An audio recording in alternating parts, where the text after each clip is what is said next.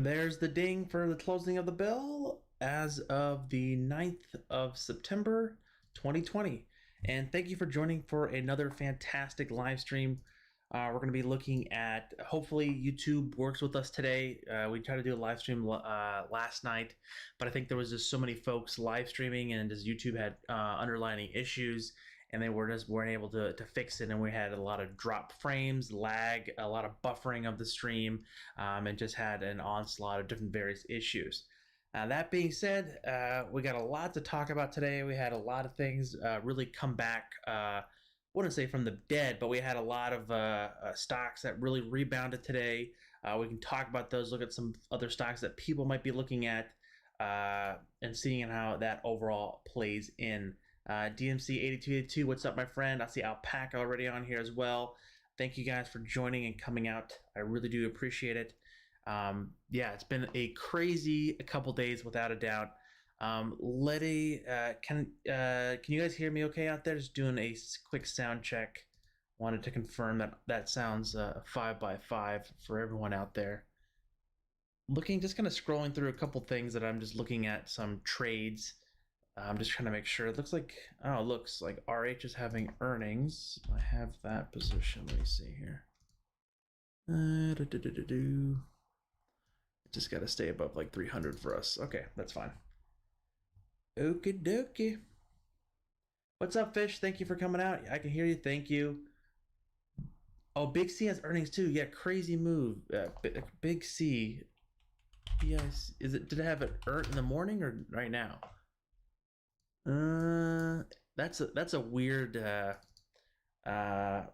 rug pull. Yeah, we can see a rug pull for sure. That, again, you can call it a rug pull, you can call it a dead cat bounce, you can call it a lot of different various things, a little head fake, and things like that. Not seeing anything on Big C yet.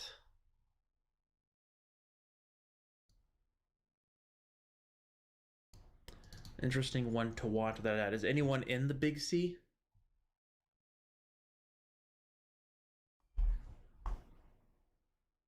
Yeah, Nikola. Yes, that's a great one to talk about. Like, that one was, everyone's like, "Oh, Nikola's the new Tesla and everything." But it literally dropped like 15% today. Bend over. No, I don't think this is a dead cat bounce yet. We need to see more of a rebound to really kind of come into play. Limitless Life says space. Yeah, let's go ahead and get the. Looks like folks are piling in here. Let's kind of get this screen up and running for everyone here, and we can go moving. Yeah, Alpaca. That's what I've been saying. Disney is the safest bet. It's one of my largest positions. Disney just keeps on grinding. Nikola. We did a video here yesterday about the old Nikola, potentially what could happen here. I didn't quite understand the whole deal. Like, I understand basically GM got 11% of the company to kind of become a partner with them and kind of like help them work things out. But it was kind of strange. But it's coming back down substantially, kind of coming down where the day started off the previous time. Looking for around potentially the $40 to break, and downside support coming in around $32 on those parabolic SARs. I really don't have too much to say about Nikola, because, again, it's super strange that you literally just go out to the marketplace and, like, hey, we need someone to make our truck. We don't need to really make a factory. We're just going to give everything to GM. Like, maybe I just don't quite understand it, or it's just my IQ is just not wrapping around that understanding of why would you give such a large percentage of your company away. That's the only thing that kind of when I saw 11% and like 2 billion market cap of what they were giving away, I thought that was very strange. Just thinking about it, but I can see that they don't really have a factory here, right? So they need someone to help them produce these cars. So, but then I thought they were building a factory, so I don't know what's going on.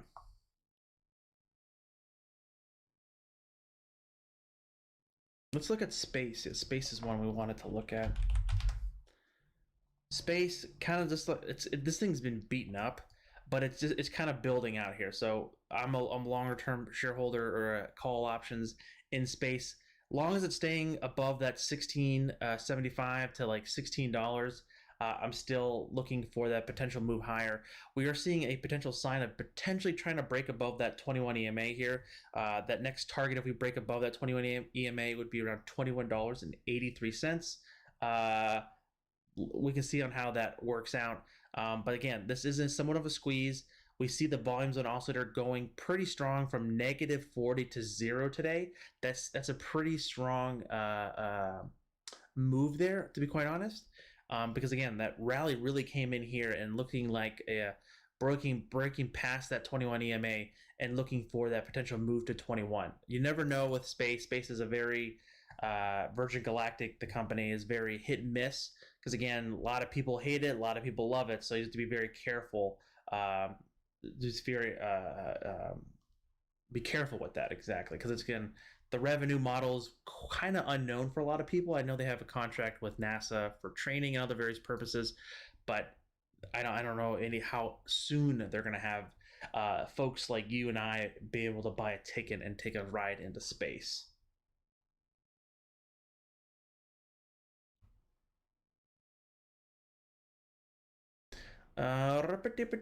Disney, love my Disney, you know that. The Diz. The mouse. It's like a nice steady eddy. It's a lot of consolidation, just continue to grind higher.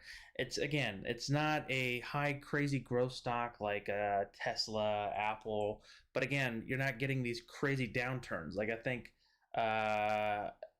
that movement we've seen is just super from that pandemic and virus that literally hurt the business. Like the parks closed, the sports turned off, you have the cruise lines turned off, and it was just a terrible months. But Disney's slowly trying to crawl its way back.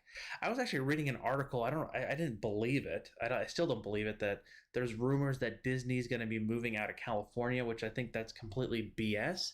I don't know how they could do that, but that seems like a complete an Onion News kind of a story there. 82, no way. Big C's at 54. What? Big C? I see it at 80, 82, 84. Oh wow, it's dropping though. She's dropping. So downward support, we're looking for initially 83, even down to $80 for Big C. We'll see that movement to kind of come in through. It looks like that previous low around $80.50 could be a potential hold for Big C. Again, I'm not in this position. I don't own any of this, but this thing has been really just kind of smacked outside. The initial support is really kind of coming around that 88.63, then down to 83.89. But yeah, rip.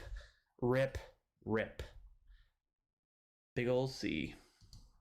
I need to look at RH real fast. I think I actually took a position in this one today. I think I did. I think I have a longer term position. This keeps on. Anyways, all right.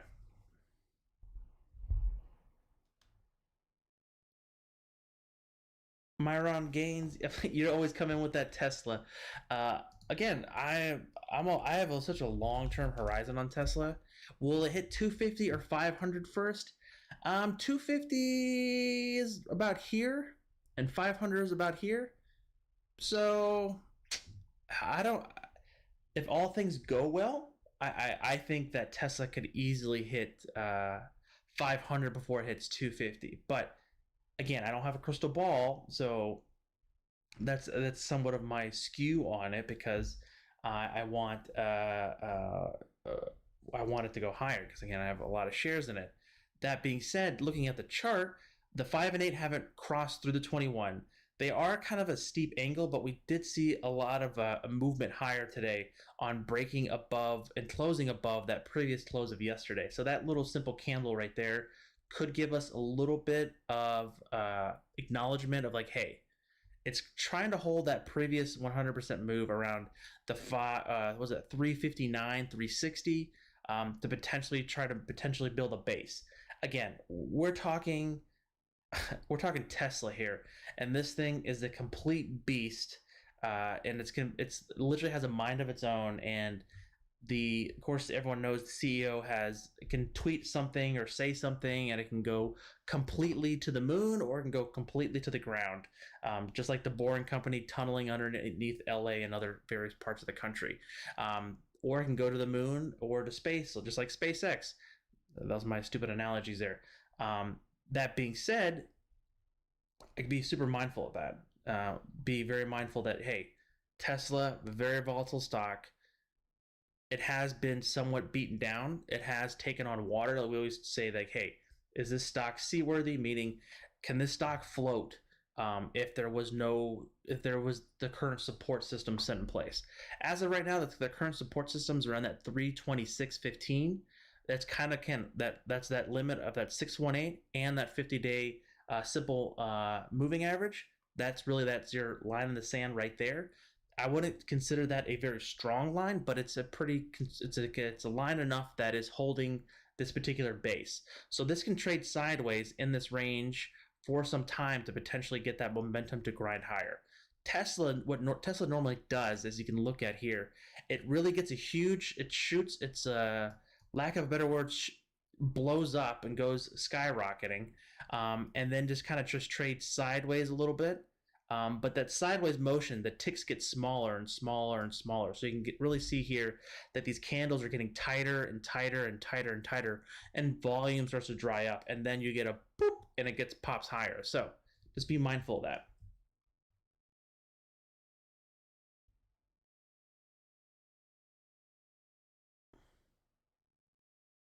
Are you guys bearish or bullish on Tesla? I'm completely bullish, but in the short term, anything can happen.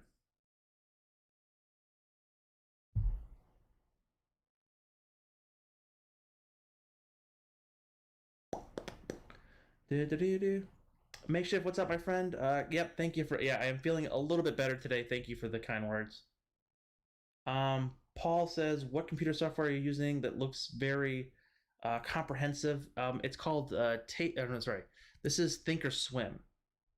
Thinkorswim is what I use for trading. I mean, for my charting, and then I use Thinkorswim and some other platforms for trading. And it looks like Makeshift already answered that. Thank you, Makeshift. Let's see here. Go here. Kind of one that I really liked, and that I liked that the movement today was the old Amazon. I have a video coming out, I think shortly. It's going to be going live. I believe, I forget what I did. My brain is completely whacked. Amazon really looking pretty strong here. Of course, Amazon being one of the juggernauts in the overall market. It's been around. It's got a lot of fortitude. It has a lot of experience, and it has just the capability to dominate if it wants to, because it has a huge balance sheet. It has an enormous amount of grasp on different various markets. I was like, why wouldn't you want to own Amazon unless you have some other ethical reasons why, which I can definitely see. That being said, I really like Amazon here because of, again, that strong move off that 50 SMA and between the 50 and 55, which is a nice buying zone for more of a longer term horizon. Longer term horizon meaning more than a couple days to a couple weeks, making that potential base here. Because again, if you look previously here, that stock has not really broken past that 21 EMA, even the 34 EMA, for quite some time. And we're just seeing that really come into fruition in the last couple of days with that really large tech sell-off that we had, really just kind of knocked it over the head. And I think it could be it's a buying opportunity. And I was selling some puts in here today to kind of collect some of that premium.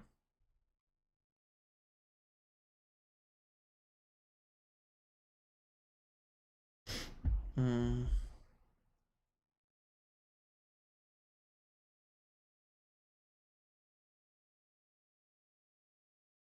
Yeah, Tesla can do anything. Just be very mindful of that. What's my price point for Amazon?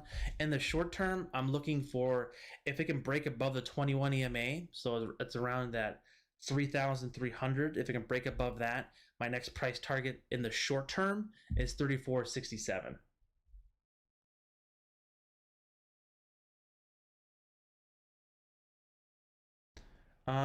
Derek C, can you do spot? Yeah, let's do spot. That's another one that's kind of been beaten up, and this this one's not as great as trying to come back because it's not really rebounding off of any kind of moving averages or some kind of metric. But we can kind of look at it from, I bet you we're gonna find some kind of rhythm here. Look at that. It's the 100% move here on this previous Fibonacci retracement. I know these lines are getting a little cray. Let's just do this here real fast. We're really bouncing off that previous swing high to low. So this is basically what this is looking at. So this is saying from this swing high to this swing low, and this swing high to this swing low is the same amount of downturn. So if we go like this, we draw a line, we see this is, oh shoot, let me zoom out a little bit. So if we go here to here, that is a 19.49, and then we go here to here, and this is a 19.53. It's not, again, to the tick, but it's literally almost the same exact amount of downturn here. So that's a very strong pivot point here at 236.52 here. I think it was Derek who was asking about this. But again, this thing has taken on a lot of damage. This is a very, very steep decline. And even though it has a pretty strong pivot point, I think it potentially needs to start seeing, again, that 5 and 8 did cross through the 21. We kind of need to see those moving averages kind of level off and potentially build a base, get above that 248 to kind of build a base around that 50 SMA, 55 SMA there, EMA there, to kind of be potentially just trading sideways and seeing how that works out. If it really wants to come back, we would need to see that volume zone oscillator and RSI really just push it through and get it printed higher above that, basically 258 to 265.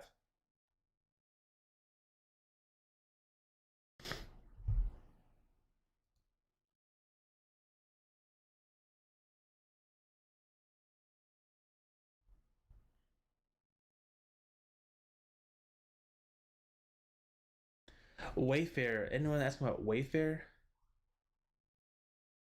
Oh, Wayfair's is W, right? How's that doing? That's an interesting one there. Kind of, again, that really strong that really strong pullback, taking on quite a bit of damage, as we just talked about, like a lot of the companies that we really look at and just really talk about, again, taking on so much damage, really looking for a potential short-term bottom here. It looks like it's trying to bottom out here because it has this really long extended wick here. This looks very interesting without a doubt. But again, I don't want to be the first one to be buying this full throttle due to the sense of like, hey, those 5 and 8 moving averages have crossed through the 21 and they're pretty aggressively pointing to the downside. That being said, we'll see on how that plays out. Seeing that momentum really steep to the downside, we want to see this level off potentially around that 55 or 50 or 55 SMA, around that, what's that, 265 to 258 level. Alan with the $2, bull on Tesla long, buy the dip. Thank you, Alan, for the $2, and awesome. Thank you for the wonderful comment. Ashore, my Nvidia premium's tanking. What do you mean by that? Is it because the you're bought out of the money calls, or you're selling? What do you say? You're selling premium?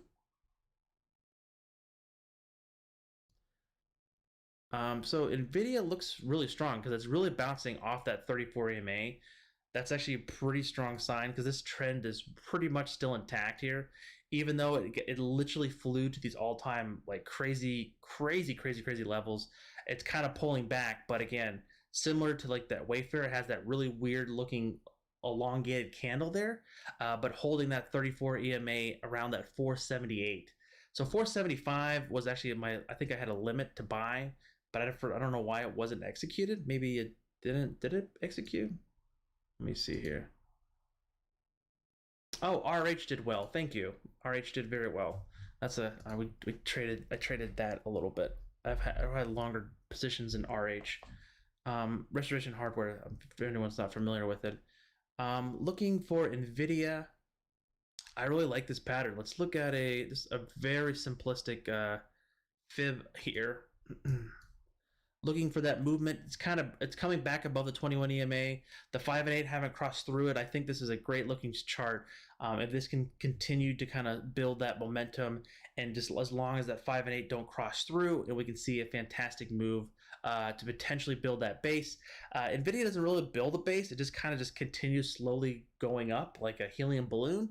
That looks like a potential first line target is going to be basically that 50% retracement at 527.63, and then that 541.66 is going to be the next price target after that.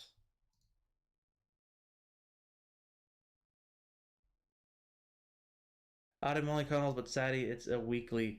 Oh, so you're buying very short. Okay, as long as you know that you did a mistake on it. Like, I wouldn't buy, like, I'm guessing you probably bought like the 550 or something like that, something out way far out of the money on the weekly options. If you're buying straight calls and you're buying them out of the money, you want at least a nice little a tail, at least to do it at least 30 plus days out. I know it's fantastic, and once you see those Wall Street bets comes in, if someone bought Tesla at 500 that was expiring this Friday, and the stock was at 350, and it rallied up 4,000% or whatever.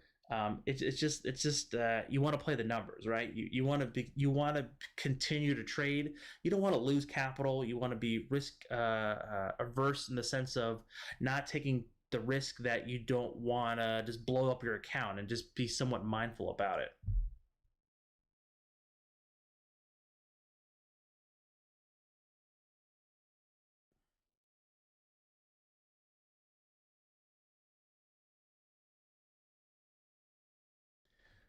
Is Nikola now a boomer stock? I think so. I was trying to get Amazon at 3,100. Yeah, Amazon moved pretty fast today. What value stocks are you buying that are oversold? You guys are hilarious.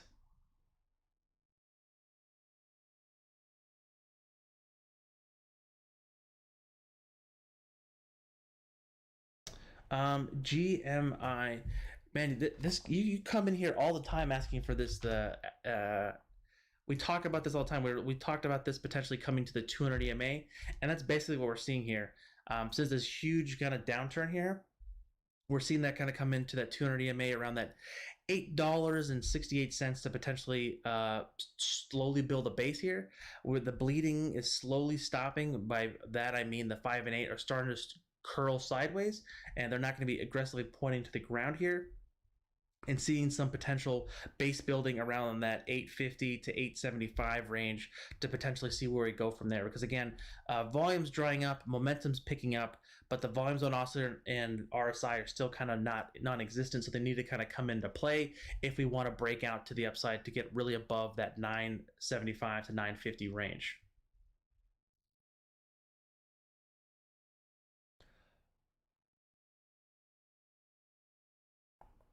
Walmart today was a little strange, but has major W.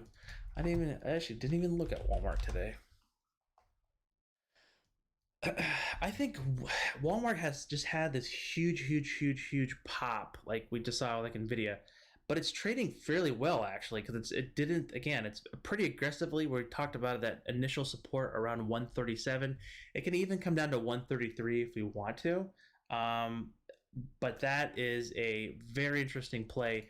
I still like Walmart actually. I'm going to add it to my list to look at tomorrow, for potentially just selling some premium in here and kind of going with that, and seeing how that overall plays out, to potentially start again this is kind of a seesaw going up, down, left, right.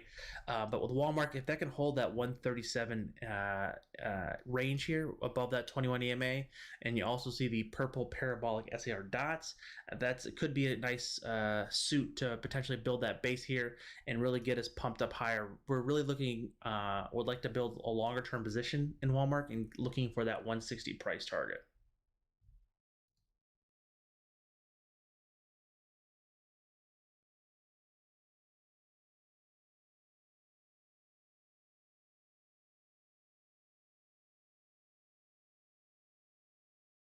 Yeah, Tesla doesn't really follow much fundamentals, honestly. Yeah, I really do love Walmart, Paul. I think it's going to be it's a very interesting stock. Like since I'm a little bit longer term horizon on it, I want to be very mindful of really having this play out again. You can kind of see it had some chop over the years. Again, this is on like a weekly chart. But that 21 has been a very significant level here, and that really falls in around that 130 range. But it's really trying to break out here. Again, we're looking for that price target around 160. Ah, thank you for the $2. Thank you, my friend. What did I cover? Oh, I covered Walmart for you. Okay, thank you, my friend. I wanted to let me look at RH real fast. So I I had a longer term position in RH for quite some time. It looks like it's doing wow. RH is doing really well. Hip hip hooray. That's a nice little move there for RH. Is anyone else in RH? Thank you for the thumbs up, and I really do appreciate you coming out and supporting the channel, my friend. Man, RH is looking really strong here. Look at that. Anyways, let's go. What we got here? Jeremy, what's up, Jeremy? Hey Ken, can you take a check at Roku? Thank you. Without a doubt. Let's go look at this. Look, the old Roku. This one, whoa. Roku. What are we gonna do with Roku? Looking here on the daily side, this stock has always been very choppy, and I've always had it's a love and hate relationship with it. Um, by what I mean by that is like, hey, the stock is literally consolidating or it's breaking out or breaking down. Um, with Roku, we really have a lot of strong support around the 151.23 range. Um, uh, that is a very strong support line here. Again, that's also the 78.6 percentile move on the daily side, which is a pretty significant level. With this, a little bit of consolidation, it's not beat up as much as as Amazon, all the other like tech heavy stocks that we've seen. So it's a fairly good sign on to kind of compare it on that metric, because again, the 5 and 8 haven't crossed through the 21. We're seeing a potential consolidation here. It hasn't taken on that much damage because again, that 5 and 8 haven't crossed through the 21. We're not even below the 34. We're still above the 50-day. It's looking fairly strong here, to be quite honest. The only thing is I don't know if there's any catalyst because I don't know Roku stock on a more of a fundamental level like I would like a Tesla and Amazon or so forth. But this thing looks like if it can stay above in the short term above that 155 to even to 151, this can easily potentially build that base and really start breaking out to that next target about 176.55 to the upside, and really looking for that longer term target around 206. So that 206 is that 1272 extension of the Fibonacci retracement there. So that is going to be looking here at a longer term time frame. It kind of gives you a little bit of better picture here, depending on your time horizon. That 5 and 8 moving averages has really been just driving the stock up consistently in the short term, the last couple of weeks, last couple of months, and really looking for that next target around 176. Again, downside short term support is going to be coming around 151 there. Unless you think like earnings is quite a far ways out. Again, that's all the way out in 11/4, so we're talking November. That again, I know it's crazy thinking like, oh my god, November, but it's actually we're 2 weeks into September. Like, it's actually just blowing my mind. I've just had it like, what the WTF is going on here?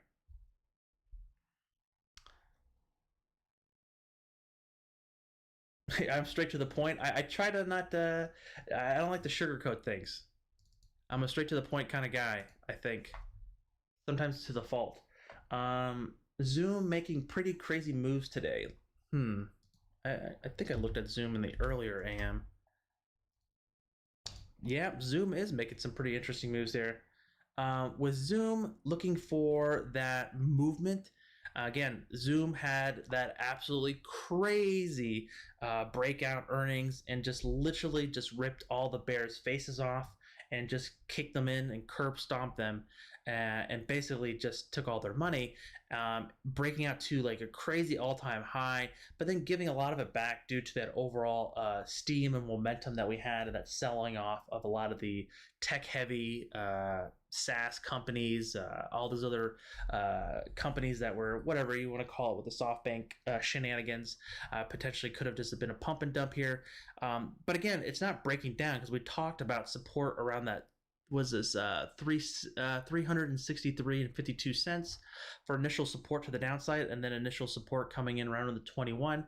We talked about this potentially. It can build a base up here around that 446, or come back down to this to kind of build a base and kind of wait for these moving averages to slowly catch up.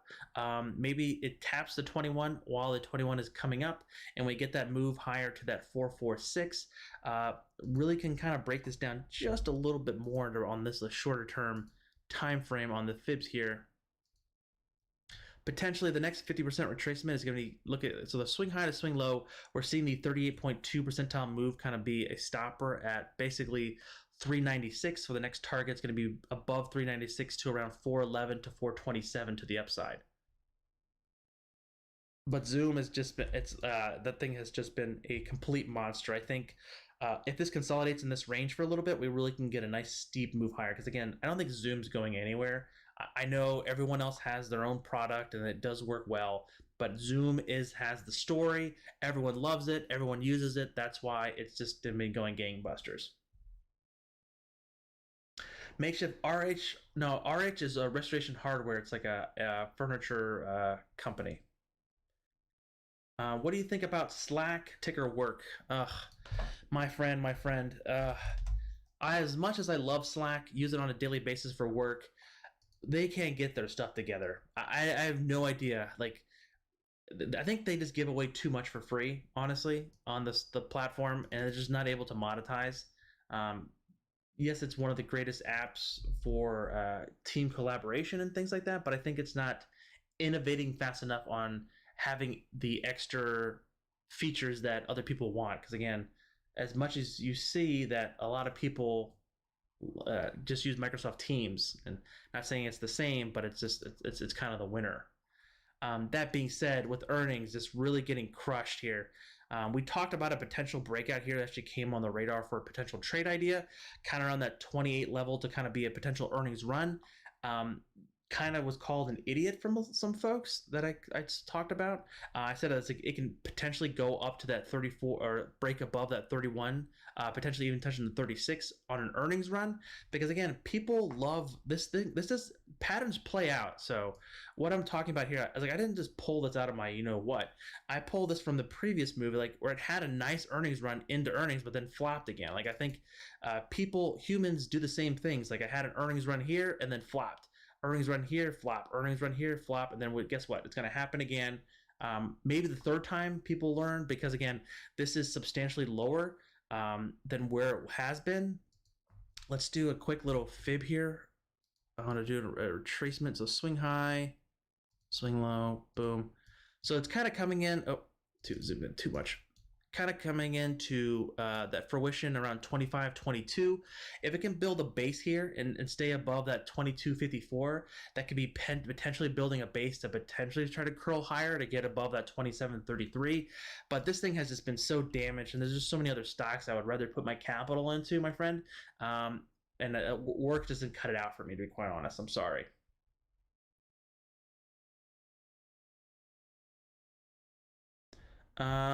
Fastly is looking kind of solid as well, basically in August 24 part. Let's look at, I haven't looked at Fastly. There's so many things going on these chart sites. Yeah, Fastly, I think there isn't, this thing has been really much damaged because you see that potential 50% retracement kind of being rejected multiple times up here, and that trend is still kind of trending lower because you see the parabolic SAR dots that are just kind of just keeping it submerged, and it's not able for it to really get above water to breathe. The only thing I do like here is that we've seen the volume zone oscillator coming back from negative territory. RSI is trying to get above 50. I do like the sense of volume drying up again. That could be pursued by the slowdown of selling and so forth. But we're seeing that 5 and 8 still below the 21 EMA. Would like to slowly see that start curling up and getting above that 89, and really see that 89 target and really get that momentum to break above 100. The break above 100 would be very significant for Fastly to really get ahead of itself.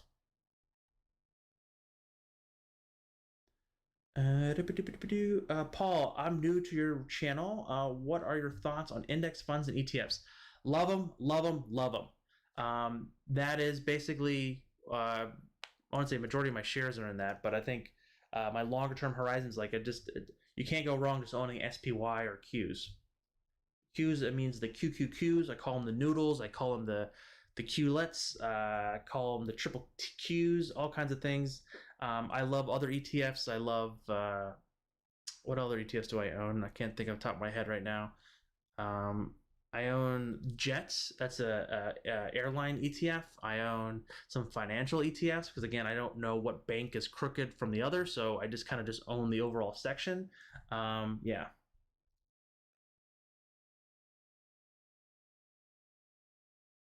I think if you're starting out and just investing, Paul, it's always smart to just buy a very well-rounded index funds that has a very low maintenance fee. But Rock, what's up, my friend? Ken Boy, can you look at Spot? So we just looked at Spot, but I'll do it for you because you're a cool guy. Let's see here. So Spot, it has been beaten up. It took on a lot of water. We talked about that swing high, the swing low here, and the swing high to swing low here is basically the same number here. So we're looking for that 236.52 to hold, to potentially build a base between that 248 to 236, build some momentum up here, build that base and potentially see that break above 258. If we see that break below 236, we're looking for really 220 and then 200 below that, my friend. Puts on Joe Rogan. What happened to Joe Rogan? Did he pull out or something? Is he not part of Spotify? I don't follow that stuff, to be quite honest. But Tesla uses Teams. Really? That's interesting. It would make sense because it's honestly cheaper because it comes with the Microsoft 365 licenses with email already. Workhorse. Yes, Workhorse. That's WKHS, right? Woo, baby! Here we go, Workhorse. So Workhorse, what did I have a position in Workhorse, don't I? What did I do with that? I think I had a position in Workhorse. I think I did because I did one. I highlighted on one of the interesting options trade. It's a much further out call option. I think it's all the way out in like December or January. But this thing is just doing very well. I haven't seen any news about the potential that looking of the bid into the oh my gosh, I'm having a brain fart. Let me drink some water real fast. Yeah, well, this one really printing higher. Alpaca, did your wife buy into this? I think, was it you or your wife said that you were going to buy into this? I know it was one of you. I think you pinged that your wife was adding it to her portfolio. We talked about this box here. It got finally above that $20. Now looking for above that $22.90. The next target, my short-term target, is around $25.48. Then $25.48 to $28.80. And then we have to start reconsidering things because the next target is all the way up to 38. We're really seeing this squeeze really work its way out because again, we had that really tight consolidation in this pattern here. This is one of my favorite kind of my trades that I like to do. I like to find these really long base buildings, very tight formation, never really breaking above the 21 EMA, and then you get that pop with that squeeze, and you really get a lot of that momentum. I don't know if a lot of people have been newer to the channel. We did the same exact thing with AMD a couple months ago, where AMD was just in this consolidation pattern. We had that squeeze set up, and then it just popped, and it just popped, and it just kept on flying and flying and flying, and it was just it just basically gone to the moon.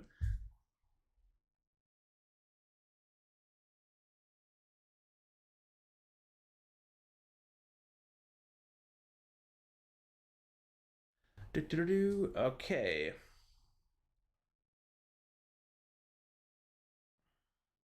I want to buy into Workhorse, but I'm in SHL. Yeah, what is SHLL? Is that I don't know how to pronounce this company. What was the uh this is the hybrid trucking company, right? So this one is also very interesting because again, it had that little potential base building here at this limit here, but this really just took off here. That's a great looking chart, like, but this has really just taken off, and I'm way far behind it. Yogo-san, can you look at LCA? LCA, what's LCA?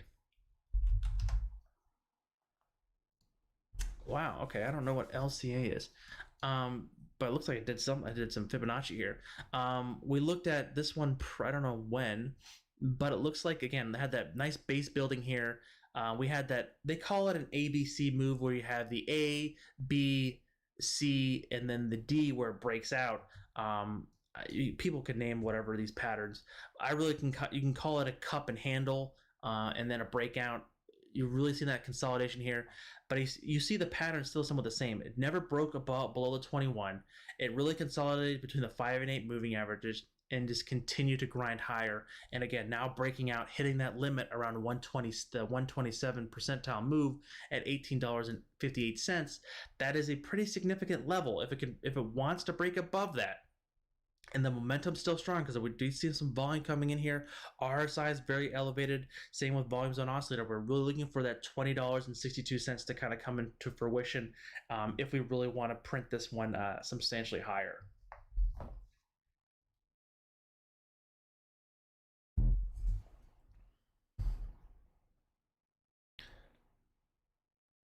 Workhorse, yeah.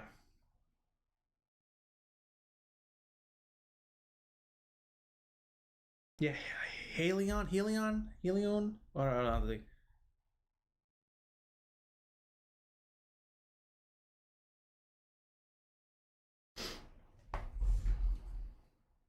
I'm bullish on LRCX and bought the 305 3-cent debit spread.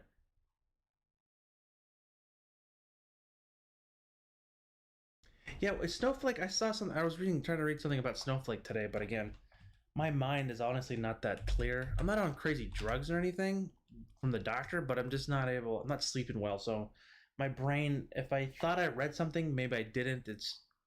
I'm not 100%. I'll put it at that. Um, this is looking really so. Land Research. This is a crazy looking pattern. Had a huge run up, really failed at that 1272 extension, gave a lot of it back, came down really strong here, selling off again. Now we're potentially bouncing on that 200 EMA here. So you said you bought the 305 315 call spread. How far out? Hopefully you bought it a couple weeks out, maybe a months, because there's been a lot of damage that's taken place. What happened here? Because there's a lot of that's a huge gap down. Like I know a lot of the tech heavy stocks really gave a lot back, but like whoa, this really got hit hard. Yikers. This is gonna be a little bit too early to potentially call a base here, just in the fact of like, hey, the 200 EMA has been a nice support previously up here, but I don't know exactly what happened. This looks like a really not of the word fun looking pattern here, because we're seeing that again the 5 and 8 moving averages are very aggressively pointing to the downside, and we just kind of need this to level off, potentially even leveling off around that 282 range there. You bought it all the way out in October. All right, so you gave yourself about like 37 to 38 days. That seems reasonable, but again, hopefully it wasn't your full account and you're just taking a small movement there. Makeshift player, Luckin Coffee. No, that's still around? Holy moly. Makes it. Was I streaming back then? I don't even remember. Uh, Lucky Coffee. So I have a good friend who, wow. Let's, uh, what's Lucky Coffee? What was Lucky Coffee? It wasn't LC. What was Lucky Coffee? Lending Tree. Holy moly, they're getting beat up too. Holy, this is. I remember that used to be $50. Was it $50? Oh, it was $32. Wow. I think the company got delisted from the Nasdaq. Lucky Coffee. I traded that. I shorted that thing so bad. In February. Oh, it was LK. Thank you.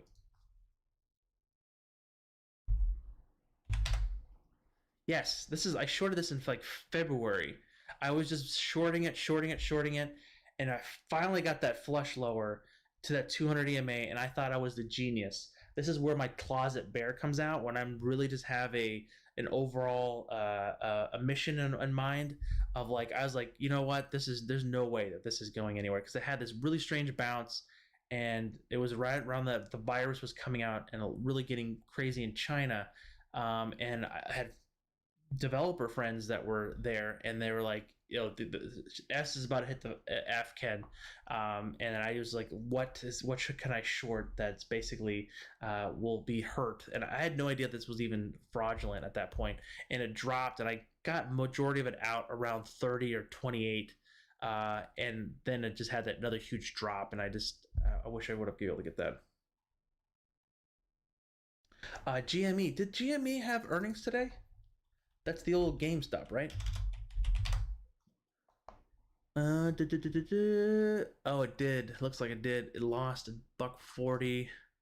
Oh, it's down to $6.30 in after hours trading. Oh, that's a good memories at GameStop. With GameStop, that's a difficult one because it's super strange that we saw this huge earnings run into this. It's always again we talk about that red flag. Potential short-term support is going to be coming around the 21 EMA, which is again at $6.15 there, and it's really not showing its love there. Again, I'm pretty sure that it's going to be really hit due to the virus, and a lot of people, the sense of like, hey, I can just buy my games on Steam or just order them from Amazon. Like I think that's still like I know that they were working on something like converting their stores into like card playing studios, so they would be having like from Magic the Gathering tournaments to like D&D hosting and things like that. So I think of those that would have been a great love to see that to play that. 11 put contracts at $5. Woohoo!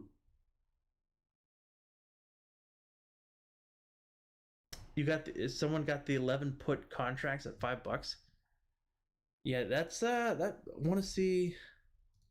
I'm guessing you got the 11 put contracts at $5. It's gonna be a nice day for you tomorrow. There wasn't that much volume on this one unless you bought this week's options. Yeah, there's not that much. Yeah, it's gonna be a nice day for you tomorrow on that pullback there.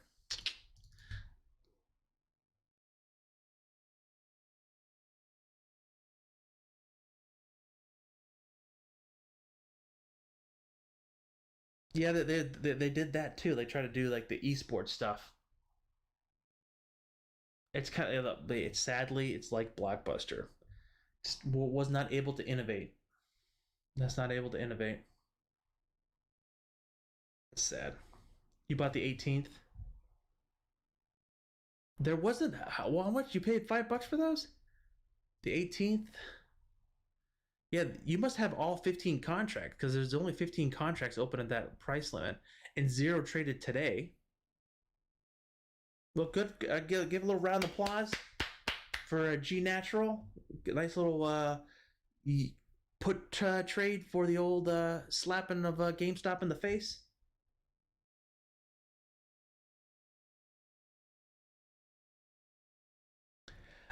again, I think makeshift. I think you have to look at it. Potentially, people are investing in it. It's like could be a real estate play, in the sense of like, the real estate plays and like I don't know if they own their own stores. Most likely not. They're probably just leasing it from different landlords around the country. But they do have a large reach because I see GameStops everywhere.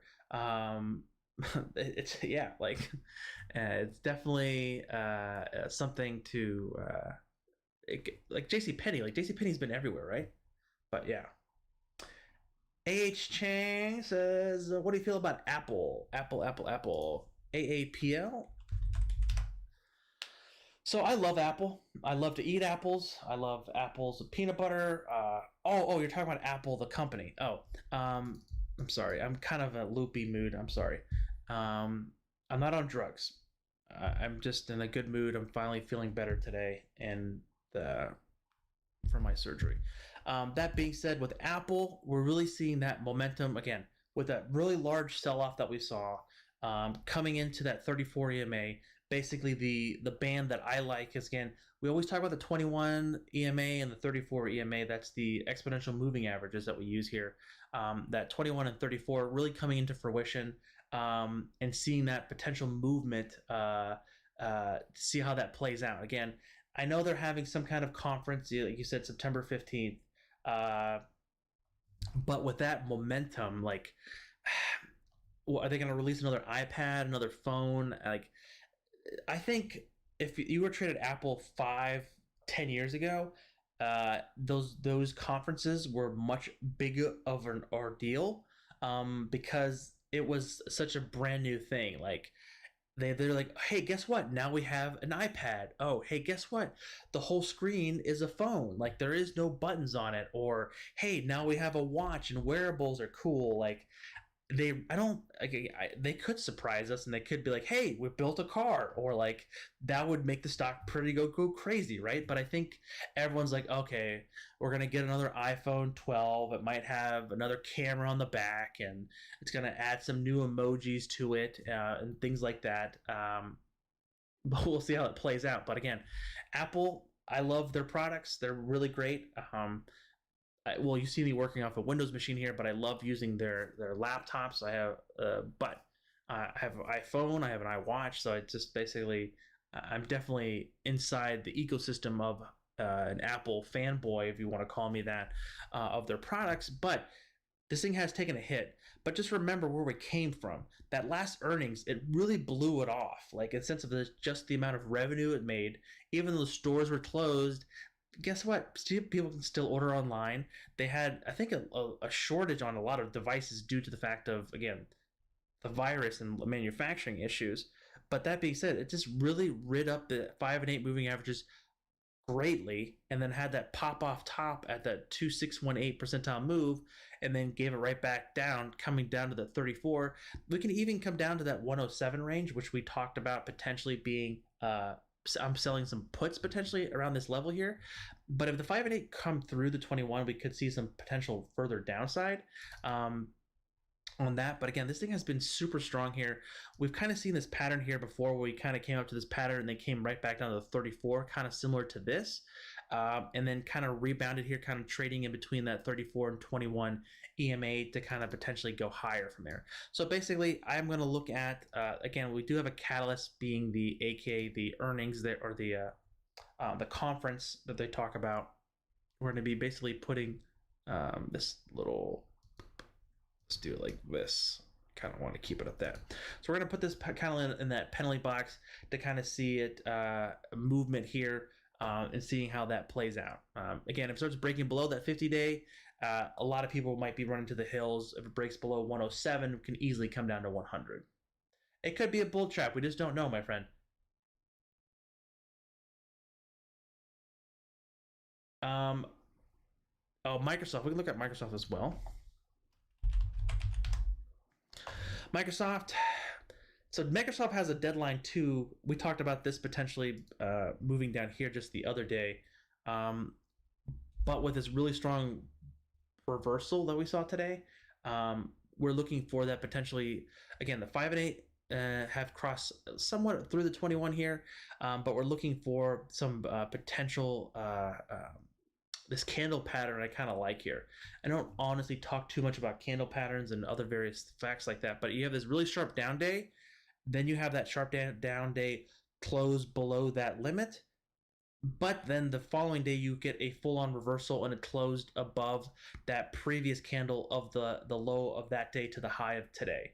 So that made actually no sense in my brain, but basically it's called like a three-trick pony or something like that. I'm horrible with the technical names, but it's basically a candle pattern where this kind of just obsoletes it and just kind of continues the trend going forth. And potentially looking for holding around that 208 to potentially build that base momentum to go higher. Because again, we saw a lot of volume come in, and we're seeing the volumes on oscillator really come back to life. So we really can see this forcefully push through and get above that 21 EMA around the 215. Because again, I'm not too up to date with the whole TikTok negotiations of what the heck's going on over there, but yeah.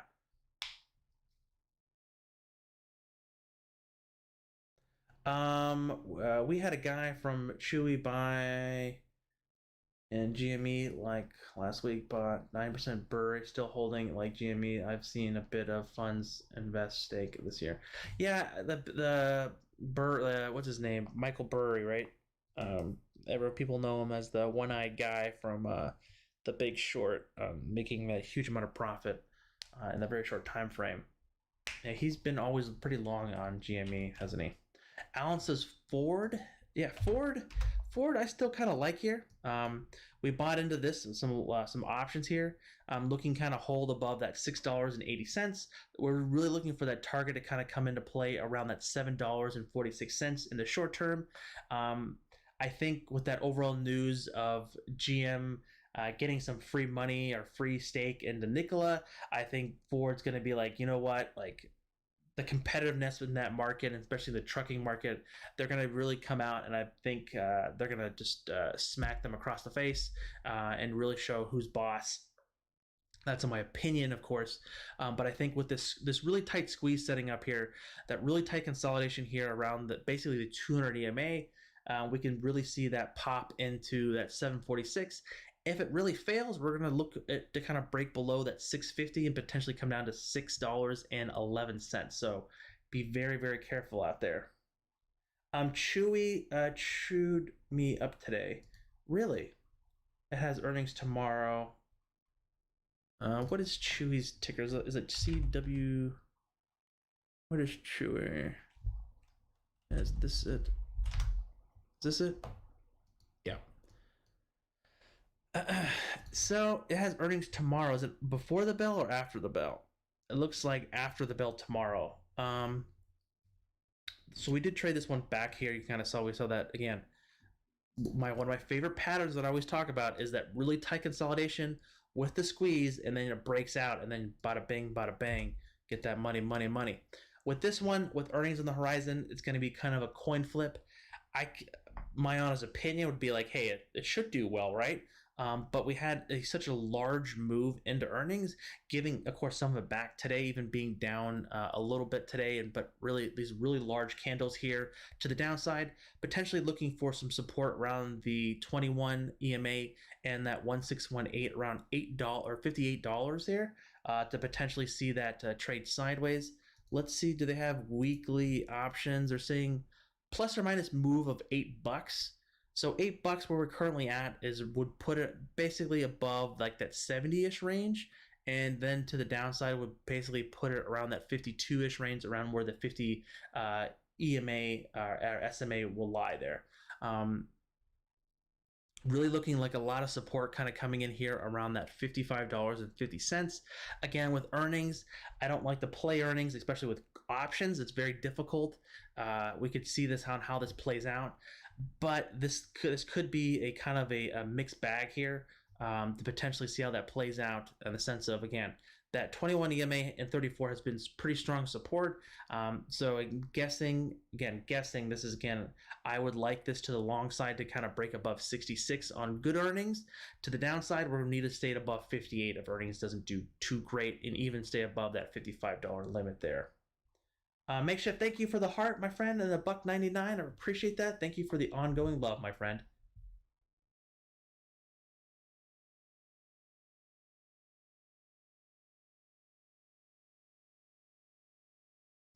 Yeah, their last earnings was okay, but again, it had an earnings run into that earnings announcement, and same as well. Like, but I think it's you just never know with earnings. It's so difficult, guys. It's so difficult.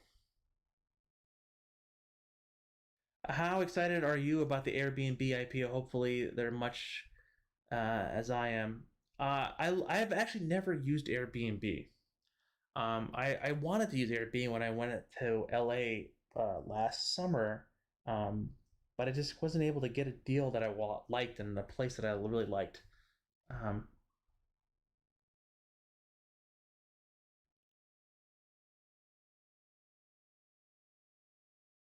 I think Airbnb was as a nice market without a doubt. I wish it just came sooner. I really do. I really do. I don't know what the IPO price is for that.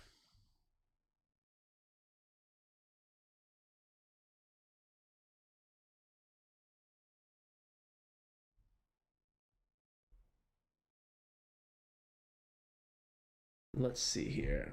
I want to do a couple more things.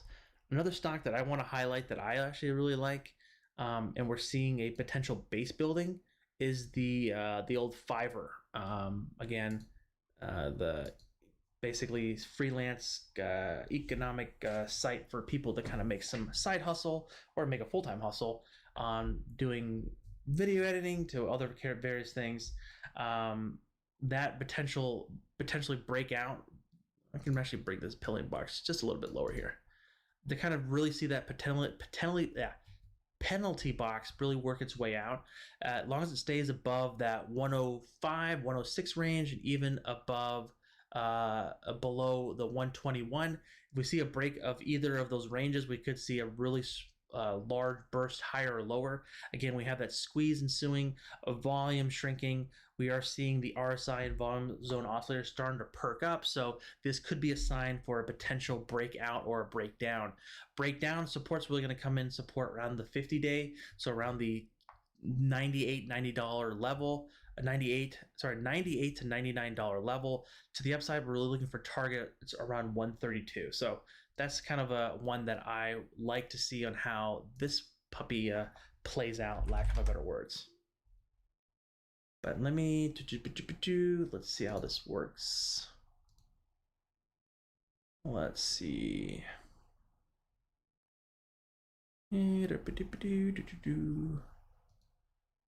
Oh, my video did go live. Whoopsies. So I did a video on some Amazon interesting call buy.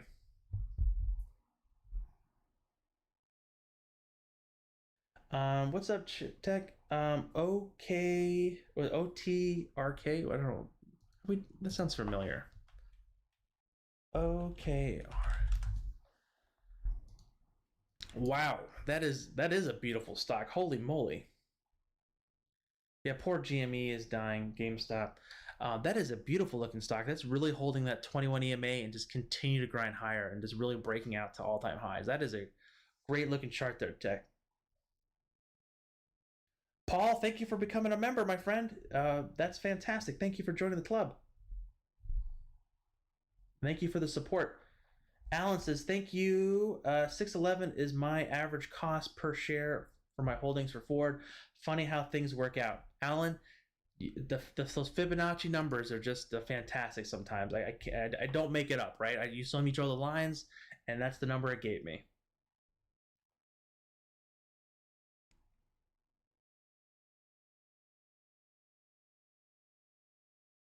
Thank you, Paul, for joining the fantastic Dyslexic Investor Club. I really do appreciate it. Let's see here. I want to look here at the futures here. Again, look at this strong move we had today. Kind of not, I wouldn't say bucking the trend, but we kind of made a stronger move here, kind of holding that previous 100% move here, the Fibonacci retracements from that, basically that move here. Really not doing a head fake, really want to see that 5 and 8 moving averages not cross to the 21 and kind of see this starting to kind of perk its way higher. Because again, we did take on some damage here. Let's kind of compare this to the Qs. Let's just go up to the Qs, the triple Qs. Really had that strong bounce on the 50-day as well. Potentially, again, seeing that 5 and 8 potentially start curling here. I think that selling the past couple days has really subsided. I don't know why I'm stuttering. Really subsided here, and looking for that potentially to slow down. If we can build a base here around the 34 or 21 EMA and seeing this potentially kick its way higher. Johnny Bravo, what's up, my friend? A, R, and C. Is that one of the ARC stuff? I don't know what this is. So previous swing high to previous swing low. This one is interesting, Johnny Bravo. So thanks for joining the stream, my friend. We're hitting a lot of resistance here around the 2342. So that 2342 is basically that 618, which is a pretty significant level in the Fibonacci retracement numbers. And you're seeing here, we're just kind of failing here, knocking on the door, failing, and now kind of pulling back a little bit. Coming into the 34, eventually support around $20.07, even down to $19.82, which is where the 200 EMA lies. We do have a squeeze building up here, Johnny, which is could be assuming a potential breakout or breakdown. As you know, I do like these patterns. I don't know what this company does, Johnny, but this looks like a very interesting, a really risk to reward trade of just basically playing this level here and playing the penalty box here of just seeing it. If it breaks above 2342, it's a breakout to potentially go to 28. If it breaks below 20, we can easily go to 16 or 18 to $16 for the downside. So I kind of like this pattern. We'll see. The only kind of somewhat concerning is that the RSI and volume zone oscillator are pretty much going to the ground here.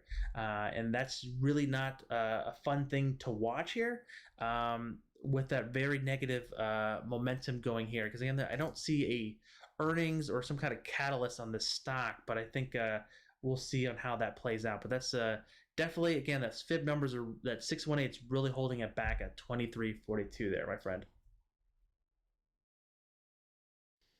Jesse, can you show me us your portfolio? I've always been curious what you're trading and holding on any options.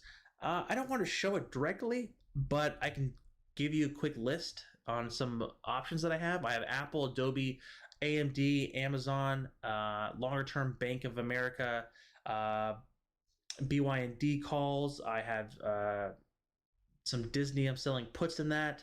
I have FedEx, UPS. I have Jets ETF longer dated calls. I have KL longer dated calls. I have longer dated calls in pins, longer dated calls in PayPal, calls in RH, calls in Spotify, selling puts in Tesla. Got some longer dated calls in TSM, and selling some premium in MOS. Then I also, what else? I'm selling some premium in Amazon as well. I think the only thing I don't feel comfortable showing my portfolio, because again, I can change my mind, and I just don't want people to think of. I don't want the people to look at my portfolio and like, oh, okay, this is what he owns. But literally, my options trading account literally trades on a daily basis because it's a very short-term time frame. And my longer dated account is one that really doesn't change that much. So I just want to be, I don't want to give the people the wrong idea of like, oh, Ken's long Apple and he's long Apple because of this. So I just want to be very mindful of that and just not to ensue of what I'm owning right now.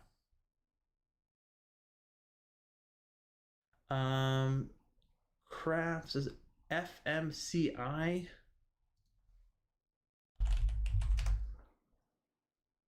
Wow, nice, man. That is, wow. That's a, you got $30 call. Hopefully, not sure when you bought those calls, but this one looks super strong here to the upside. Looking for, again, hitting that limit at that 1618 at 24.57 here. Looking for, again, that next overall target is going to be coming in all the way at $31.96.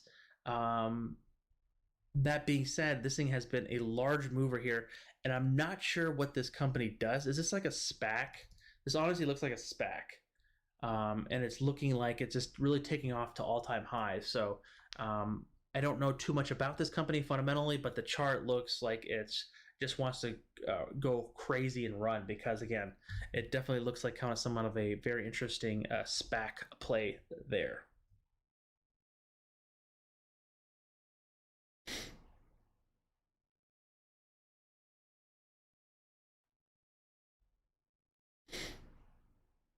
Let's see how this. Yeah, I don't know much. That's definitely a SPAC play, because usually a SPAC is around like the $9 and $10 range, and then it gets announced, and then it goes parabolic.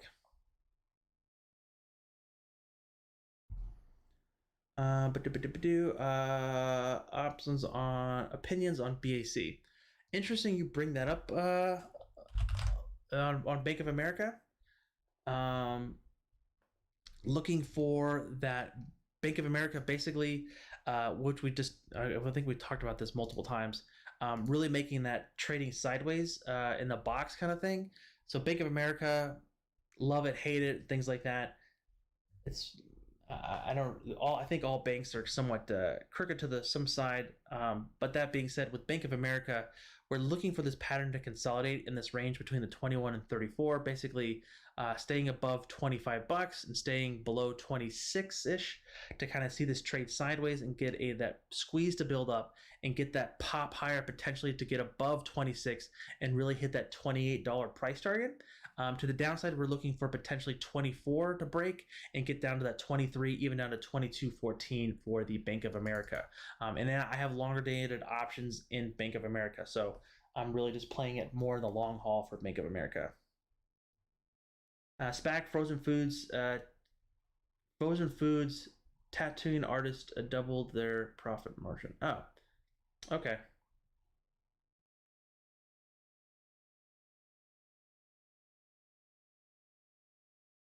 Johnny, honestly, that might be a good idea to look at some of those, some pretty interesting SPACs. The only thing is like, I don't have the insider knowledge of what they're talking about. Like, potentially just looking at ones that could be interesting before they pop. Like, since those SPACs have just been so much like newer in the market since the last like couple months, really. Like, I think one of the bigger ones that we just talked about was like Space was the one of the SPACs that I first took partaked in. Um, and then of course Nikola, which one we traded that one all the way up and got out when it actually changed from VTIQ to Nikola. But that would be an interesting video. That might be a good idea to look into that, honestly. But again, they're just so speculative, those SPACs, and I don't want to be gotta be super mindful of disclosing that to folks, because I'm like, hey, these SPACs can go to crap. Like they're very early stage investment.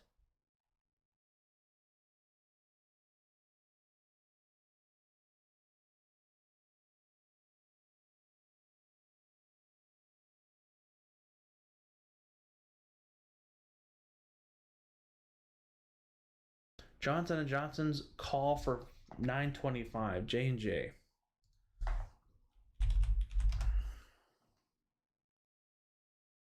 The old J&J, nice steady Eddie company. What did you say? You have to call for 925. Not giving yourself that much time depending on what you're looking at. This thing has just been a really steady eddy around the 150 range. If we can get some momentum higher here, we're seeing the RSI and volume zone oscillator starting to perk up. So we can get above that 150 range. We're looking for that next target around 152.80. You said you have the, what do you say, the 25th? So yeah, that's a weekly options, it looks like, right? So we can kind of look here on what we look at. So again, there's a lot of options around that 155 to 160. This could just be selling a premium, but looking for that 152 to 155 price target to kind of come into fruition due to, oh, you have the 155. Okay, so you probably bought that for about like what, 95 cents or something like that, just ever up so slightly. Just be mindful that you bought the 24 delta, and especially on something that's going to be, it really needs to get moving for you because you're less than 14, okay, you're only 16 days out. That theta decay and that premium is going to start really deteriorating really fast for you. So that really needs to get up and moving for you fairly fast to kind of make any kind of profit. Because again, these are pretty wide. They're not $1 wide options. They're $2.50 or $2.50 wide. So you really need the stock to move up substantially for you to make a pretty nice return on your capital.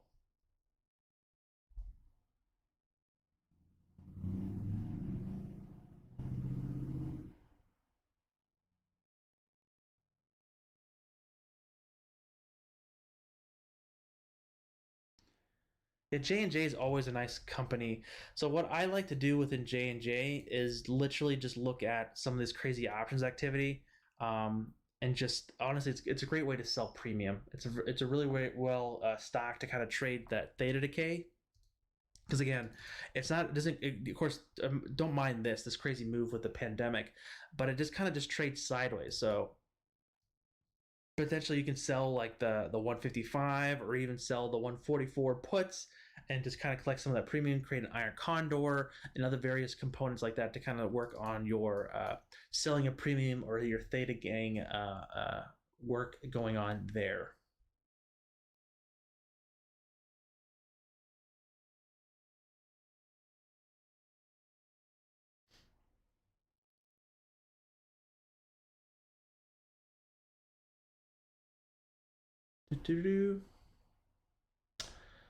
Options, opinions on SPY and QQQ. Um, let's see. Opinions on Spy. I think again, same with Spy and the QQQs, which we talked about before. It's trying to bounce here, potentially looking for some support levels. Again, that one or $334, basically kind of have that 34 and 21 EMA to potentially trade sideways. The QQQs took on a lot more damage. And coming down substantially more, coming past that 34 EMA and coming down to the 50 here and looking for that potentially to hold here in the short term, so around 269 to kind of potentially build that base there. With that little pop higher today was a nice little bounce. Is it a dead cat bounce? I don't know yet. We have to kind of see that plays out. Again, this is a very volatile market that we're still in, and I think a lot of people are still on their toes on the sense of like what's going on here. We can look at the another indicator on the TLT. So this is the bond ETF that we look at, and it has not been able to really break above that 165, 164 range that we really wanted to potentially try to break above. I think that this might fail at this level. That being said, if this really breaks above this level, we're looking for the next target around 171, but really downside support coming around 160 into 157. We do have a one-day squeeze setup, which I'm not going to be writing home about. But that being said, you got to be really ready to watch some of the market indicators on what could be happening, because we can also look at the old the VIX too.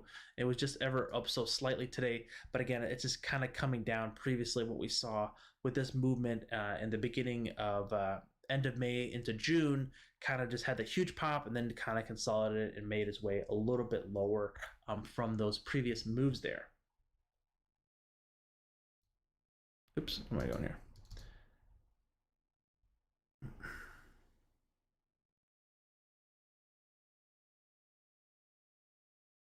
Alan, thank you, my friend. Take it easy, my friend. Thank you, thank you, thank you.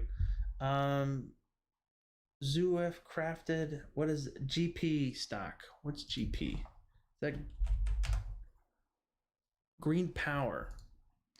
Okay, this looks like a newer IPO, like you said. There's not going to be too much technically for me to break down here due to the fact that it only has literally a little bit more than a week here. We can kind of break it down on a 4-hour chart. We're kind of seeing that huge move. It looked like it busted at 30 and then just gave it all back and just continued to trade lower with a lot of selling and a lot in the AM, and it's really kind of consolidating here. Potentially, if we see a break above that 1555, we can see that make its way up there. Let's do a quick fib here for you. Yeah, so basically, if it breaks above that limit here, we're looking for a break above that 1686. Really looking for that 50% retracement to come into play around $21.06 to the upside. But again, this thing has been somewhat beaten up. Not exactly sure what they do, but these newer IPOs, you have to be careful be careful, and they're super skeptical in the sense of people not really just. I think a lot of people just buy an IPO because they said they own an IPO sometimes.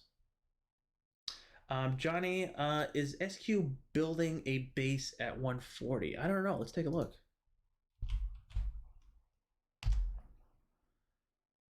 Oh, whoops. SQ. Hold the Q down a little bit too long there. Kind of. Yeah, I think that's a good assumption there, Johnny. Just be mindful that it needs a couple more days to consider, for me to consider a base. That movement here, that 50 day is really kind of coming in for that strong there, and basically that 139.50 range is that 1272 extension, and we saw some previous support there, but again, that previous support only lasted for a couple days and it really just took off from there. So I think that that's a really good assumption and a very good potentially an entry point, and a stop if you are getting it below that, if you want to short-term trading it. I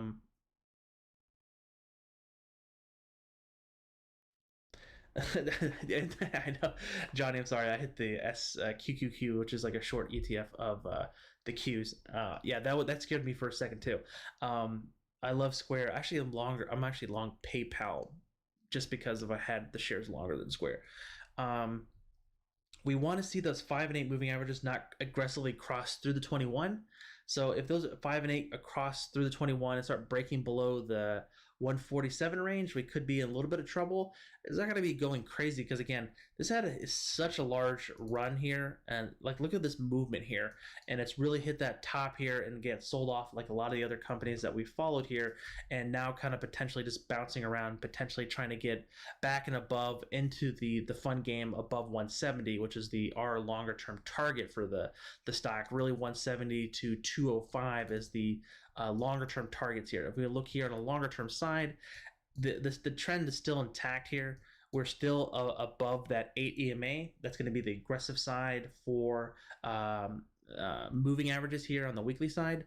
That 139 range is really key for SQ to kind of stay above there. So I think you have the right mindset there, Johnny.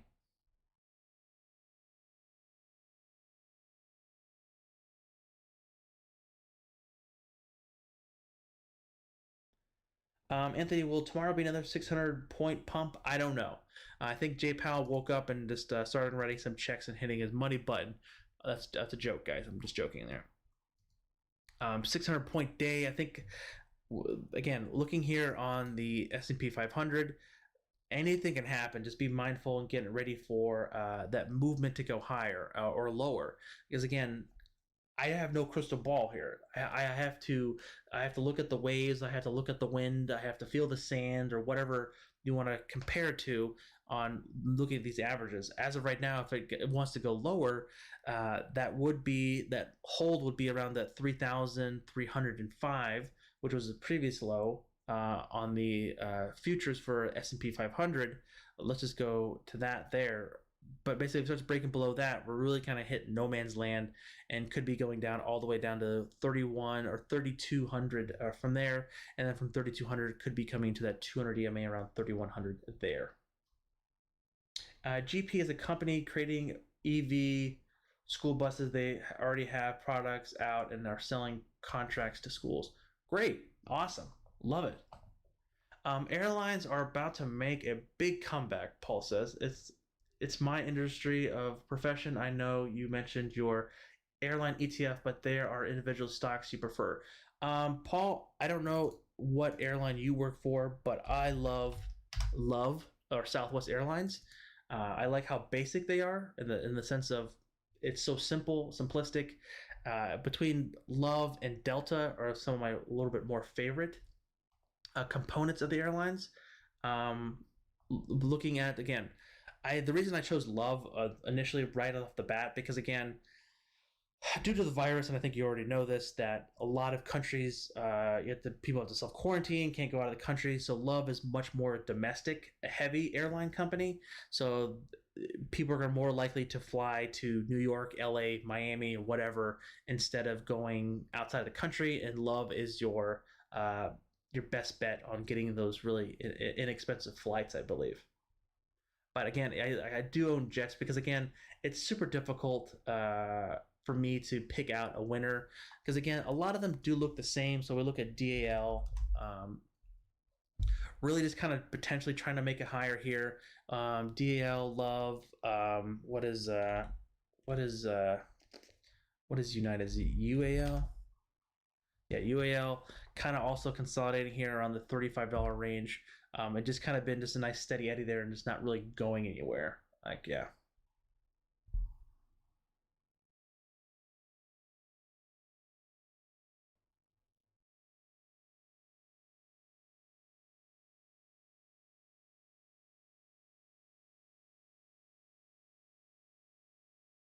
Air Canada sends up Canadian land. Canadian land. Is that from South Park?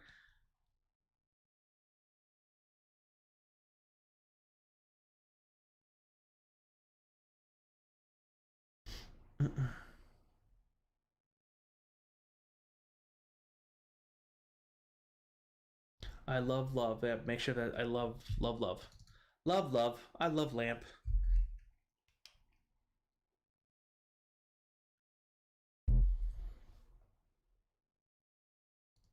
Very interesting in that, without a doubt. Let's see. This was one that kind of came out with stipulations.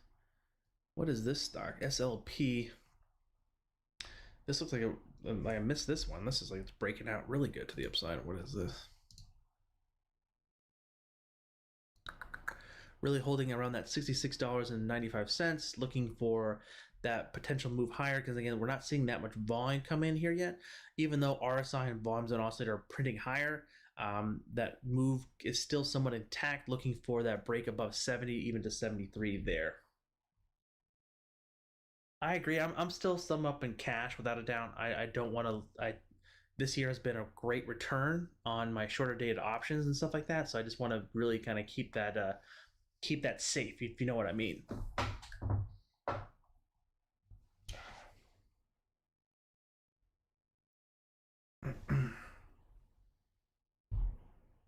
Cash is a position. Just be mindful of that. Like it's not bad to have cash on hand because you never know when things can go awry, and then you just have to come in and buy the dip.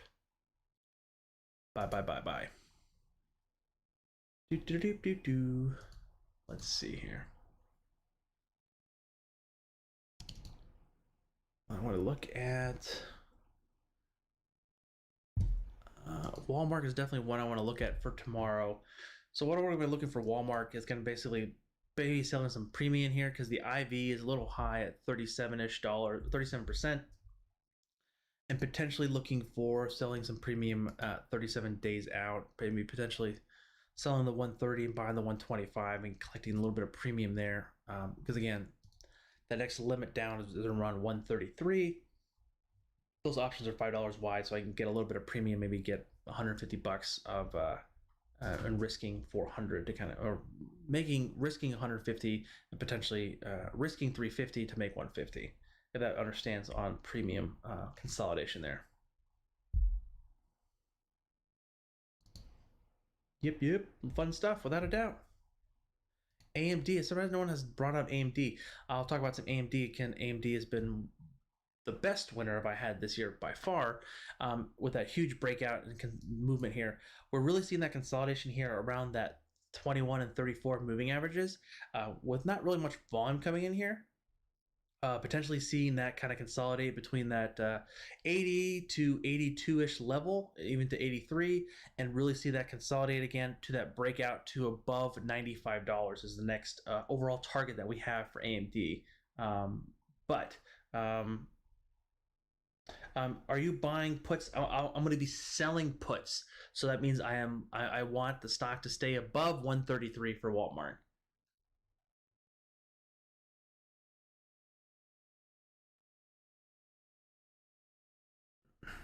So I'm bullish, but I need Walmart to stay above that certain price. With AMD, I'm bullish as well. Potentially with this base building here, potentially that 82 to $80 kind of consolidating in and out in this range here, potentially to see that next breakout to the upside to 95. Even if it wants to go lower, we're looking for some support around 73.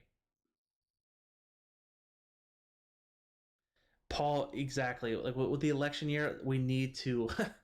They can create a lot of volatility without a doubt. Just be very careful.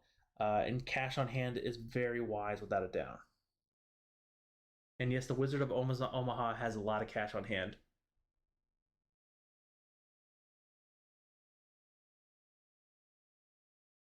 Anthony says I need Spy to drop tomorrow.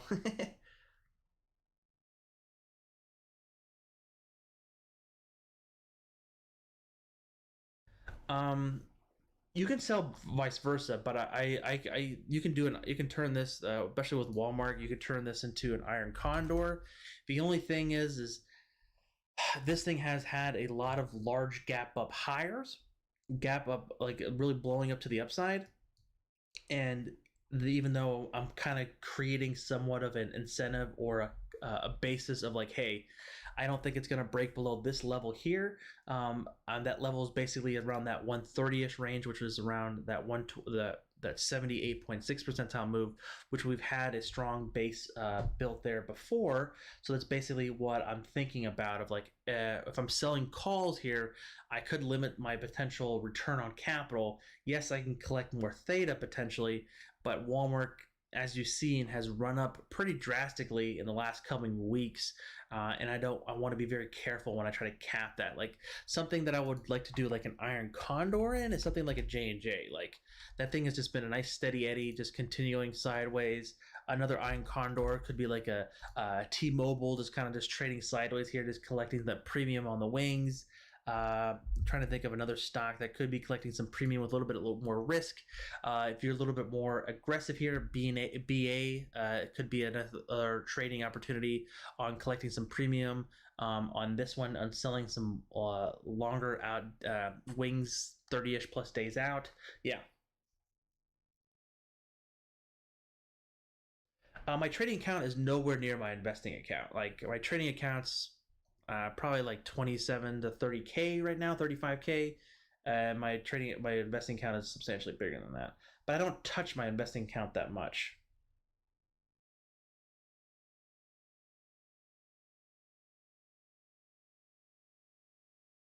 Can you earn money on puts and calls if you're guesstimating the right direction? Of course, you can make money on that.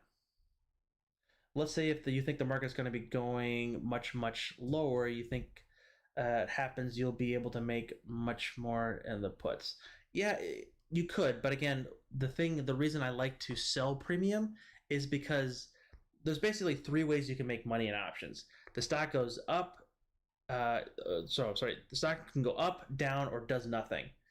So the philosophy of selling premium, you're basically in two of those three categories.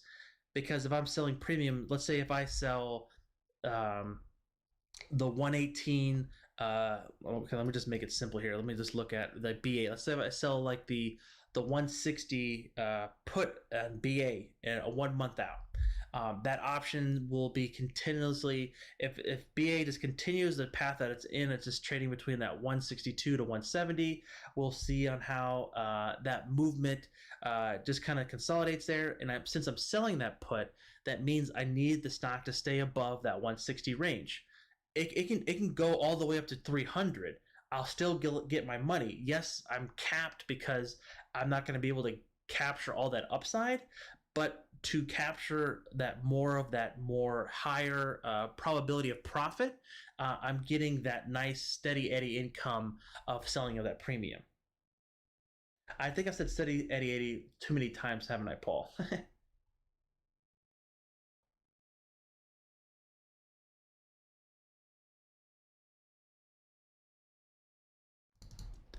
Without a doubt. I hope that makes sense. And then the other way, because again, if I would buy the, let's say, if I bought, let's say, the 180 call for BA for it to break above that limit. That theta decay is just going to continue to wear on that call options and just really just drag it down over time. Because again, if I buy a straight call or a straight put, the only way for me to make money is the stock has to move up into that strike price or that range. They both of those are very much only one of those three strategies we talked about. Because again, you're not going to collect in it. So if the stock does nothing, you make no money. If the stock blows the other direction of where you want it to go, you lose money. The stock really has to really get the timing right. So that's why I think a lot of people have a lot of issues with options, because they're like, hey, I chose the right strike price. The stock moved, but my option didn't move at all in price because guess what? It was too far out of the money. You bought the timing right. The IV was too low for you to collect any of that premium. There's just too many kind of aspects that a lot of people don't quite understand on looking at that.